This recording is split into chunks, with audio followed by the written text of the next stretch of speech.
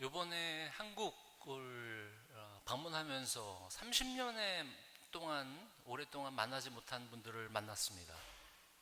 30년이면 강산이 3번이나 변하고 또 오랫동안 보지 못한 분들을 만나서 이렇게 얘기할 수 있는 기회가 있었는데요.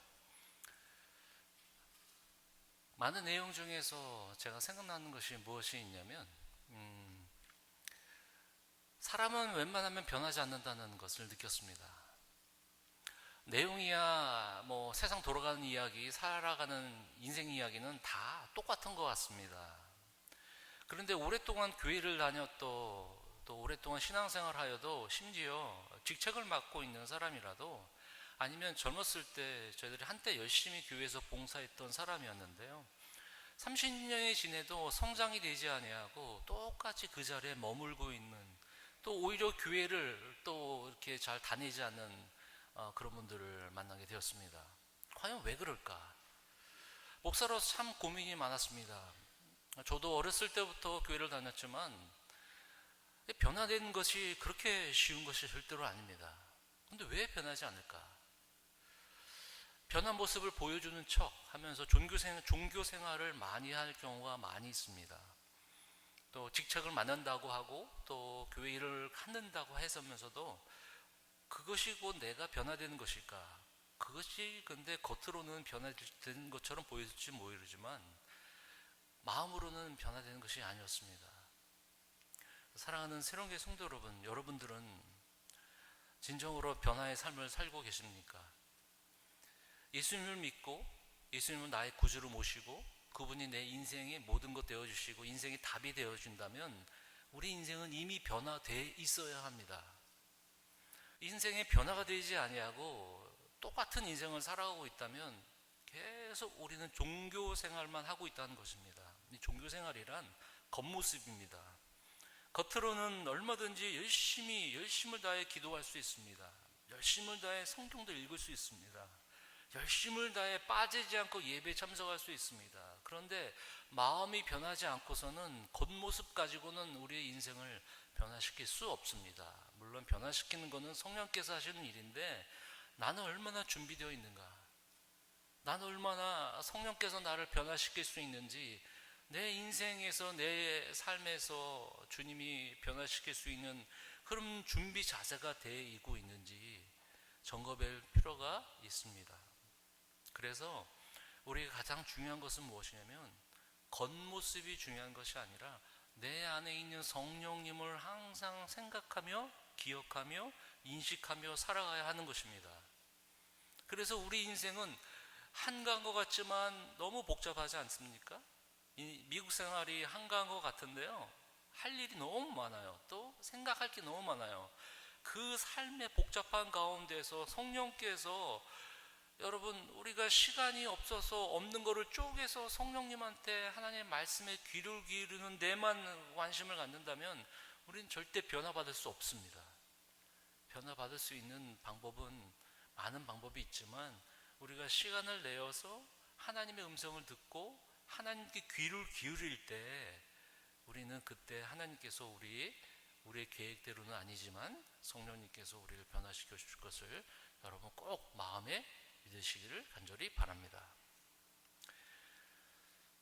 성령의 얘기에 대해서는 우리는 많은 우리 교회 생활하면서 얘기를 들었습니다. 우리 성령, 하나님의 영, 또 삼위일체, 하나님, 예수님, 또 성령님, 성령에 대해서 설명도 많이 들었을 겁니다. 근데 실제적으로 우리는 과연 성령을 의지하며 살아가고 있는 것일까? 성령을 의지하며 살아가고 있는 것인가?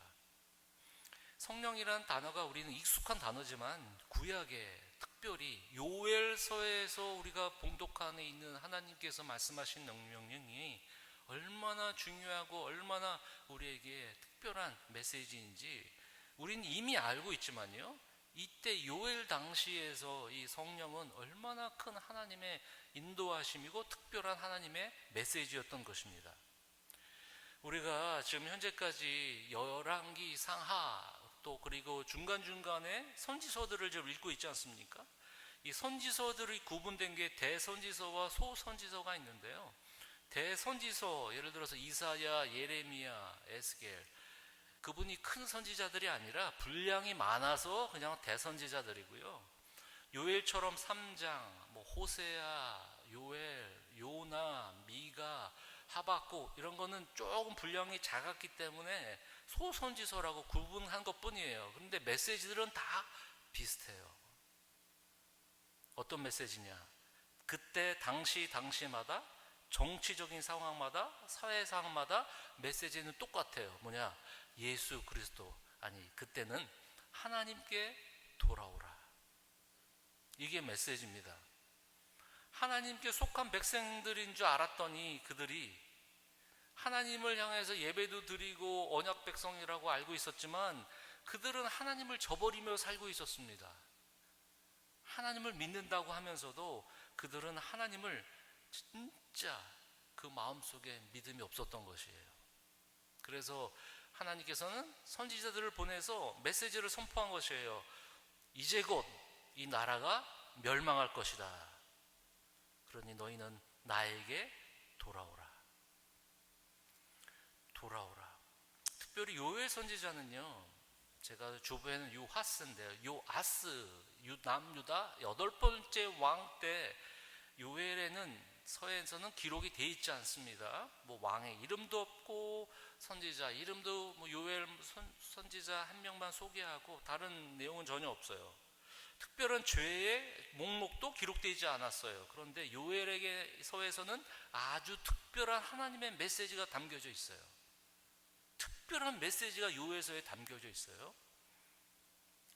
요엘 선지자를 통해서 하나님께서는 이스라엘 백성들에게 무슨 메시지를 전하시는지 하나님께서는 특별한 것을 계획하고 계셨는데 요엘을 통하여 이스라엘 백성들에게 너희는 나에게 돌아오라. 너희는 나에게 회개하고 돌아오라. 겉으로 옷을 찢지 말고, 당시에는 회개하고 애통해 할 때는 그들의 옷을 찢는 그런 관습이 있는데요, 애통해 할 때요, 마음이 괴로울 때 옷을 찢었는데요, 너희는 겉모습으로 보이는 옷을 찢지 말아라. 마음을 찢어라. 마음을 찢어라. 그리고 나에게 돌아오라. 하나님께서는 구약에는 심판이고 멸망이고 그들에게 죽음이 끝이 아닙니다. 언약을 깨트린 이스라엘 백성이라도 하나님은 이스라엘 백성들을 감싸주시고 또 감싸주시고 그 사랑과 또 사랑으로 말미암아 멸망의 백성이 아니라 결국 하나님께 돌아오는 자들에게는 심판과 멸망이 아닌 축복과 하나님의 영광을 우리에게 허락하신다는 하나님의 메시지가 있는 것입니다. 그러면 하나님께서는 이스라엘 백성들에게 회개를 촉구하고 돌아오기를 바라는데 어떤 요엘에게는 특별한 메시지가 있었느냐?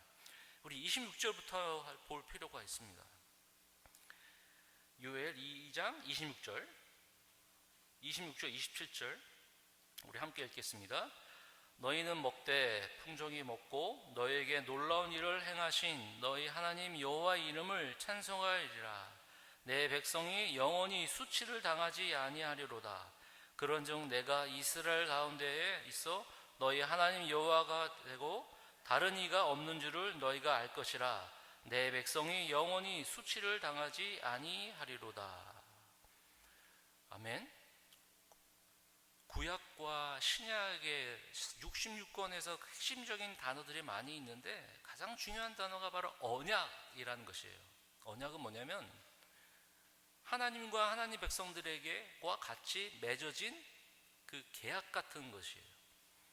그래서 하나님과 언약을 맺은 사람들은요, 우리 신약에서는 예수 그리스도를 통해서 그의 피를 통해서 그의 십자가를 통해서 믿음을 통해서 언약이 체결이 됐는데요, 언약이 체결될 경우에는 하나님께서는 그의 백성을 책임져 주시고 축복해 주시는 특권을 갖는 것이에요. 당연히 회개하고 돌아오는 자들이고요. 그래서 나는 너의 하나님이 되는 것이고 너희는 나의 백성이 되는 것이다. 이것이 언약에 있어서 가장 중요한 언약 체결이에요. 많은 사람들이 왜 신앙생활에서 실패하는 이유가 뭐냐면 이 언약을 잊어버리기 때문에 그렇습니다. 그냥 상황대로 살아가기 때문에 신앙이 계속 성장하지 못하는 것이에요. 어려울 때 때일수록 우리는 그 언약을 생각해야 돼요. 언약은 변치 않는 하나님이 약속하신 내용들인데요, 그게 성경인데요, 그것으로 계속 돌아가야 돼요. 내가 무엇을 더 해야 될까?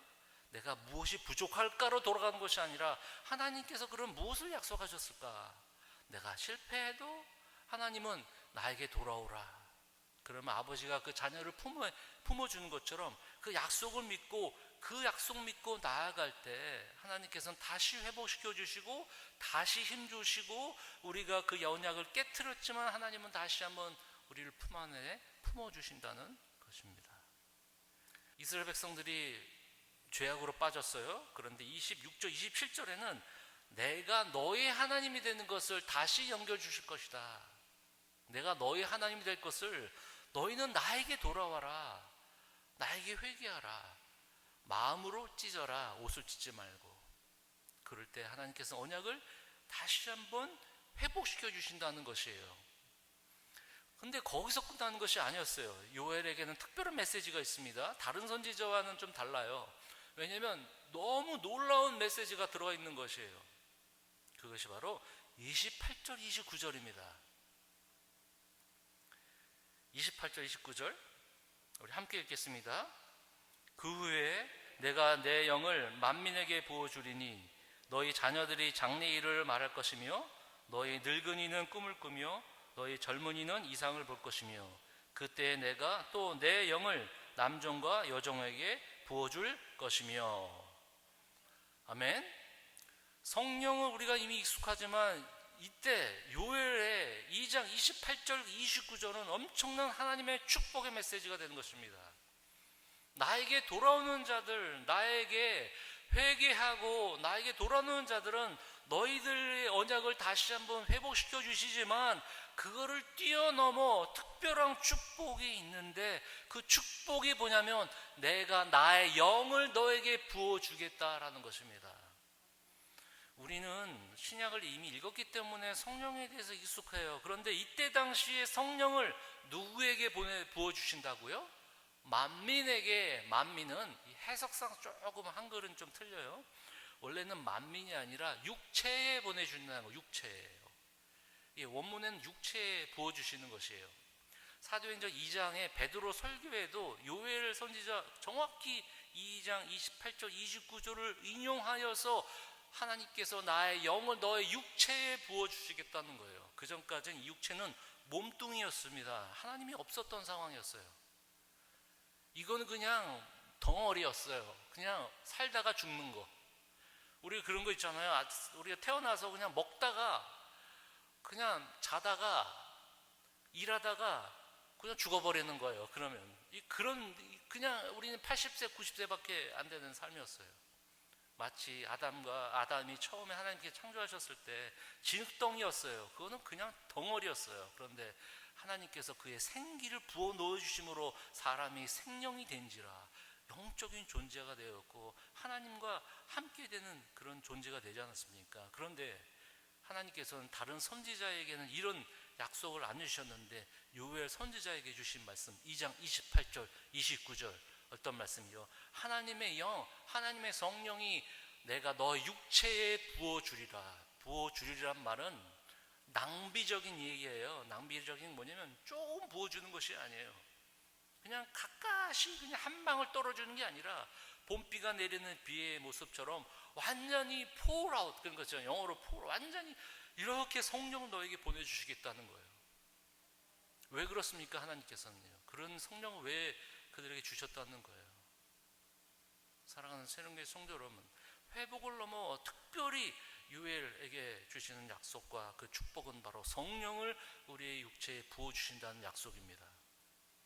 그 전까지는 어떻게 됐었어요? 우리가 자꾸 신약으로 넘어가면 안 됩니다. 우리는 그 메시지에서 계속 하나님 메시지를 상고해 봐야 돼요. 그 전까지는 누가 성령을 받았죠? 그 전까지는 특별한 사람만 받았어요. 예를 들어서 여호수아, 특별한 일을 한 사람들만 맡겨졌어요. 뭐 다윗, 또 사사 중에 입다, 기드온, 그런 사람들한테 영이 이렇게 거한다고 그랬어요. 하나님이 함께 하시는 거예요. 그 사람들만 정해졌다니까요. 다른 사람들한테는 성령이 정해지지 않았어요. 특별한 사람들에게, 특별히 또 부살과 오홀리압이라는 사람이 하나님의 성막을 짓는데 특별히 재능이 있고 기술이 있는 사람들에게만 특별히 성령이 거했단 말이에요. 다른 사람들한테는 근접할 수 없었어요. 여러분들에게 다시 말씀드립니다. 요엘 때까지는요 그런 약속을 해본 적이 없어요. 우리는 지금 너무 익숙하지만요. 근데 그 후에는 이 시대적인 시차적인 것이 아니라 이 마지막 때를 생각해서 얘기한 거예요. 내 영을 내 육체에 너에게 부어주리라.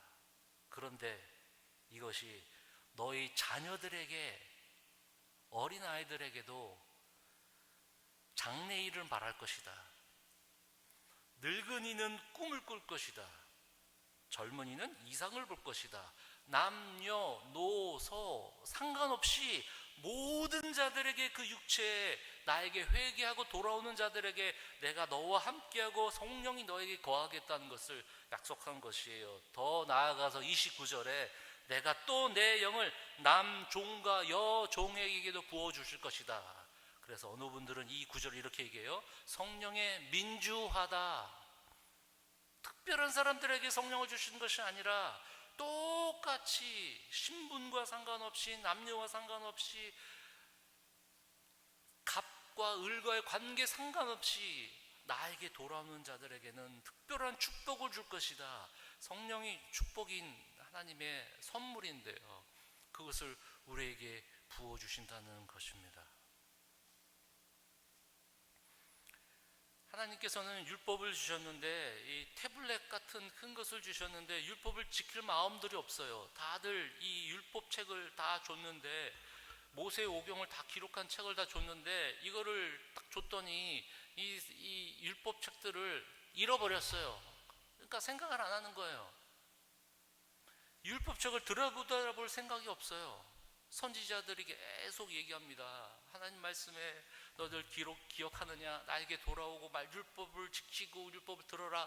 지키질 않아요. 하나님은 한 단계 더 나아가서 이제는 너희들에게 특별한 내가 그 축복을 주겠는데, 이것이 바로 내 마음속에 하나님의 말씀을 내가 너희들에 심어주겠다.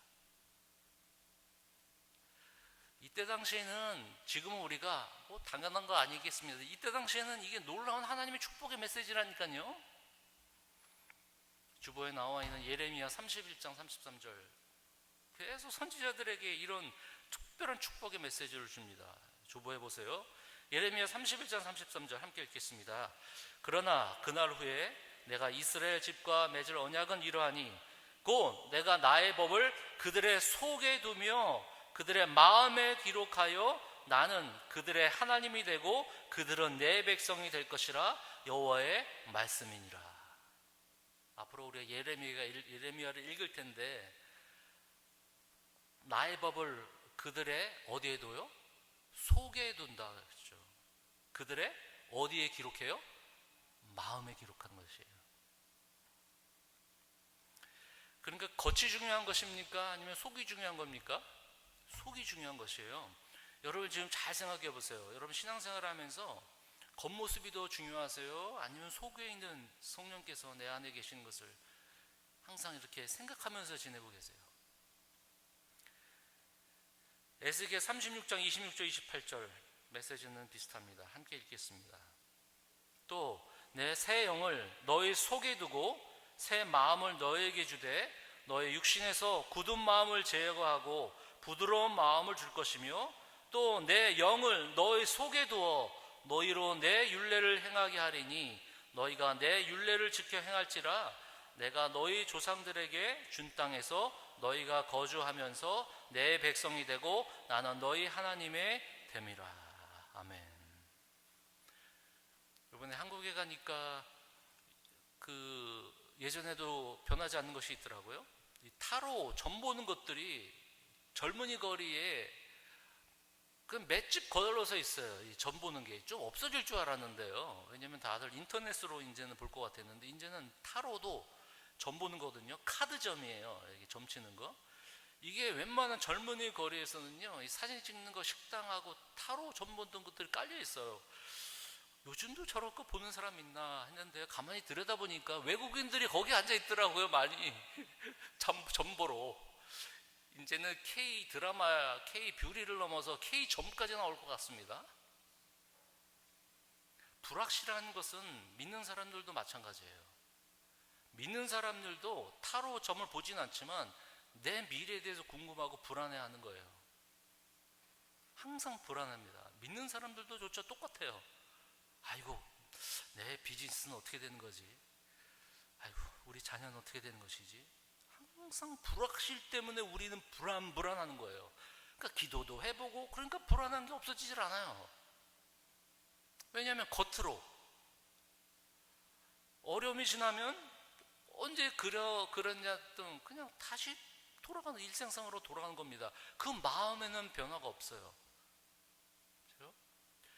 불확실한 가운데서 성령이 우리 안에 거하시면 그것이 바로 하나님이 일하시는 방법이에요.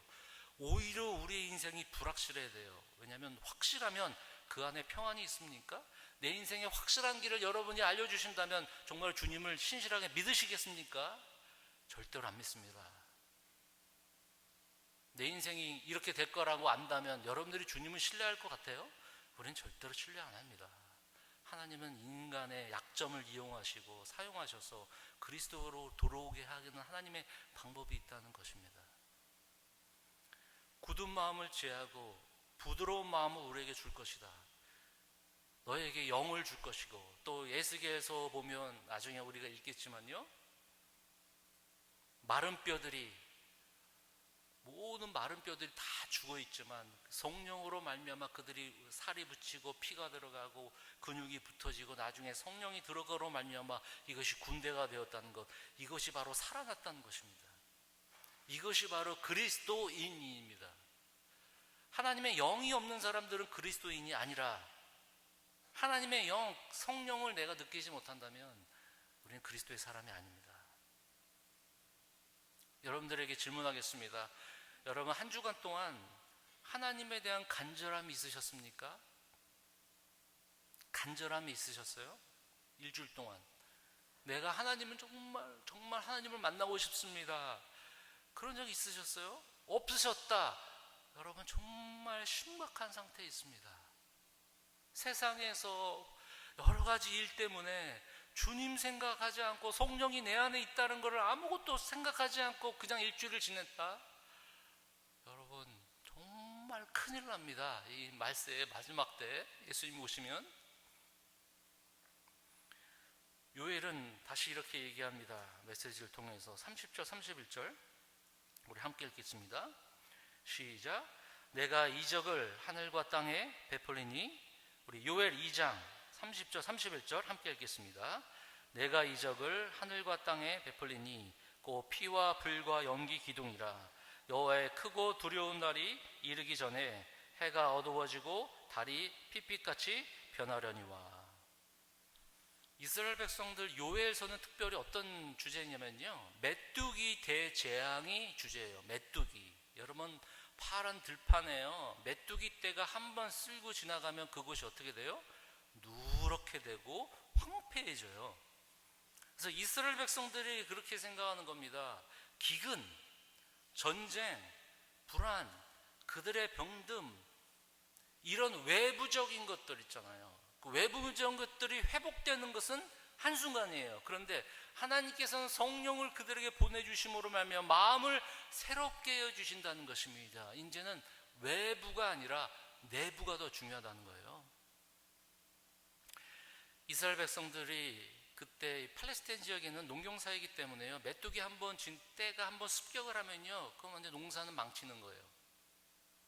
그래서 그들이 요엘서에 보면 1장 2절에 보면 메뚜기 떼를 그들에게 하나님께서 보내주셔서 그들이 그 기근 때문에 하나님을 더욱더 찾게 되었는데요, 더 나아가서 앞으로 메뚜기 떼가 너의 곡식을 싸그리 없어지는 것처럼 메뚜기 떼가 여러분 엄청나게 몇천 수억의 메뚜기들이 달라붙으면 완전히 그 지역이 황폐해진 것처럼, 그 떼가, 그 메뚜기 떼 같은 나중에는 너희들이 심판할 때는 하나님께서 바벨론과 북이스라엘에는 아수르가 메뚜기가 너희들을 습격한 것처럼 그 때들이 너희들을 습격할 것이다. 경고의 메시지를 주는 것입니다. 그러면서 더 나아가서 마지막 때 하나님의 날이라고 얘기해요. 그것은 마지막 하나님의 심판 때, 그때를 생각하면서 이야기해 주는 건데 29절 31절에 내가 이적을 하늘과 땅에 베풀리고 피와 불과 연기 기둥이라. 피는 여러분 죽음을 이야기하는 거죠.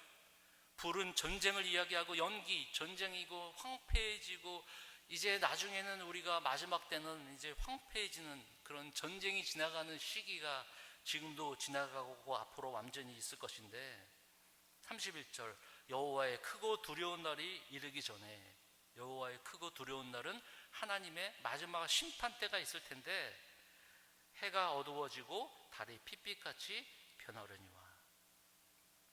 그런 심판의 때를 기억하라는 것입니다. 그래서 우리에게 주시는 메시지가 있어요. 결국 두 번째 마지막 때 내 안에 성령이 있는지 점검하라. 내 안에 성령이 있는지 점검하라. 우리 29절에 28절에 나와 있는 것처럼 많은 사람들이 방언을 하고 미래를 말하고 장래를 이야기하고 희한한 일을 하는 것, 그것이 성령의 증거만이 되는 것이 아니에요. 특별히 예언을 얘기하고 장래일을 말하고 꿈을 얘기하는 것은 그때 당시에 하나님의 영을 받은 사람들이 이런 증거가 있는 것처럼, 성령을 받은 사람들에게도 이런 증거가 있지 않을 수도 있어요. 없을 수도 있어요. 꼭 이런 증거가 다가 아니에요. 그때 당시에는 꿈과 이상과 비전이 그들이 가졌던 성령의 증거였기 때문에요. 그와 마찬가지로 너희들에게도 이런 증거, 하나님이 너희와 함께 하신다는 마음의 증거가 분명히 있을 것이다. 그 증거가 무엇입니까? 예언 말고요, 여러분 꿈을 말고 비전 말고, 여러분 성령이 내 안에 계신 증거가 있습니까? 이것이 정말 중요한 거예요. 여러분, 우리의 마음속에는 세상의 걱정과 근심만 쌓여 있습니까? 아니면 내 마음속에 정말 하나님의 생각, 하나님의 마음이 우리 마음속에 있습니까? 그래서 성령은 하나님 자녀가 세상에 가질 수 있는 가장 큰 선물이, 이 세상에서 가장 우리에게 준 큰 선물이 바로 성령인 것입니다. 여러분, 호텔에 있는 사람, 게스트들은요, 한 번 왔다가 며칠 있으면 갑니다. 종업원들은 그 사람들을 기억을 못해요. 왜냐면 며칠 있다가 묵다 가잖아요. 그렇죠? 근데 우리 집에 있는 자녀들은 어때요? 여러분, 며칠 있다가 묵고 나간더라도 자녀를 생각하세요? 생각 안 하세요? 생각하죠. 근데 여러분, 호텔 게스트들은 생각하세요? 안 하세요? 누가 게스트를 생각합니까? 자녀는요, 집 떠나도 생각하는 게 우리 부모 마음 아닙니까? 마치 성령의 생각도 게스트 생각하는 것처럼 어려울 때만 그냥 누구 어디 왔는지 주님을 생각하는 거지 게스트로 생각하느냐, 아니면 부모와 자녀처럼 우리 안에 거하시는 성령이 있는 것처럼, 우리와 함께 하신다는 그 임재, 그 축복처럼 바로 우리의 자녀의 모습처럼 우리 안에 있는가. 제가 며칠 전에 잠자리를 가지고 있는데요, 문득 두려운 게 좀 식은땀이 이렇게 나더라고요. 한국에서 잠을 자고 있는데요. 근데 왠지 이게 뭔가 불안해요. 왜 이렇게 불안했다고 해서 생각했더니 갑자기 지옥이 생각이 나더라고요. 내가 혹시라도 잘못 믿어서 내 영혼이 끝났는데 그곳이 가는 곳이 지옥이다? 끔찍해가지고 식은땀이 나는 겁니다. 때로는 좋은 것만, 우리가 영적인 것만 생각하는 것이 아니라 우리에게 무섭고 두려운 것도 때로는 영적인 생각이 포함되는 것이에요. 사랑하는 새로운교회 성도 여러분, 기도가 열심을 다해서 영적인 대화가 많이 한다고 해서 진정한 그리스도인이 될까요? 사도행전 2장 15절에 베드로가 오순절 때 성령이 임하셨지 않았습니까? 그러면서 요엘을 정확히 집어서 얘기해요. 베드로가요, 요엘이 약속했던 것이 술 취한 것이 아니라 이들이 다 성령을 받아서 그들이 방언을 이야기하고 그들이 신비적인 것을 해하기 시작했던 것입니다. 그것처럼 마지막 때 이 성령은 내가 가지고 있는 것을 자랑하기 위한 그런 증거가 아니라 성령이 내 안에 계심으로 말미암아 그들이 교회가 생겨난 것처럼 그들이 마지막 때 사랑이 없고 하나님을 사랑하는 마음도 없고 부모를 사랑하는 마음도 없고 자기 자랑만 있고 세상의 유혹을 빠져들은 이 마지막 때에 성령이 충만한 사람들은 세상을 이기는 사람들이고 사랑이 없는 곳에서도 사랑을 베푸는 사람들이고 교회가 다 지금 없어지고 교회가 다 힘들어하지만 그 가운데서도 주의 몸된 공동체 성령의 시작이 교회의 시작이 성령으로 시작되었기 때문에 성령께서 주심으로 말미암아 이 세상의 마지막 소망인 교회에 또 하나님의 있는 공동체에 그들의 마음을 줄 때 성령께서는 지금도 우리에게 소망을 주시는 것입니다. 마지막으로 구체적으로 32절에 요엘은 이렇게 얘기합니다. 마지막 날에 너희들이 핏빛이 나고 불이 나고 심판의 따리가 있을 때 너희들은 32절 누구든지 여호와의 이름을 부르는 자는 구원을 얻으리니. 누구든지 여호와의 이름을 부르는 자들은 그냥 이름을만 부른다는 것이 아니라 그 이름을 영접하고 그 이름을 부르는 자들에게는 나 여호와의 말대로 시온산과 예루살렘에서 피할 자가 있을 것이며 남은 자 중에 나 여호와의 부름을 받을 자가 있을 것입니다. 여호와 이름을 부르기도 하지만 로마서 8장에 있는 것처럼 여호와께서 남은 자들을 택하시고 하나님께서 부르시는 자들, 우리가 부르는 자들, 즉 하나님께서 부르시는 자들, 남은 자들, 이 환난과 마지막 시대에 예수 그리스도만 믿고 의지하는 그 남은 자들을 하나님께서 부르신다는 것입니다. 그분이 부르시지 않으면 우리가 나아갈 수 없거든요. 우리가 부르는 것과 그분이 부르심과 우리는 같이 한 이야기로 생각할 수 있는 것입니다. 사랑하는 새롬교회 성도 여러분, 2025년 6월달 중수로 지나가고 있습니다. 우리 안에 인생의 여러 가지 혼란스럽고 복잡한 이야기와 생각들이 많이 있지만 가장 중요한 내 안에 성령이 과연 있는 것인가? 내 안에 성령이 있는 것인가? 호수만 바라보는 것과 호수 안에 몸을 담그는 것이 다른 것처럼 성령을 이해만 하지 말고 인격적이시고 그분이 내 안에 들어오셔서 나에게 말씀하시고 나를 더욱더 위로하시고 큰 힘 주시는 그 성령님을 더욱더 귀 기울이며 매일매일 조그만 시간을 내어서 하나님께 우리 시간을 들여서 주님께 집중하는 그런 인생 하루하루를 살아가시지 않겠습니까?